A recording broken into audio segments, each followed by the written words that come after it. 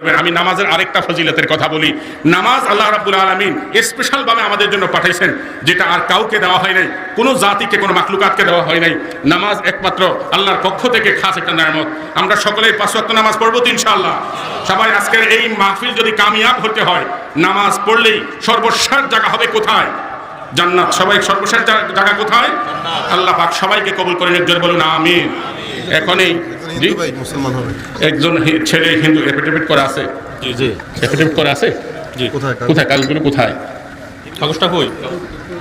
ওদিকটা যান ওদিকটা ঠিক আছে, এফিডেভিট করা না থাকলে তো সমস্যা। জি জি আছে না রিপন?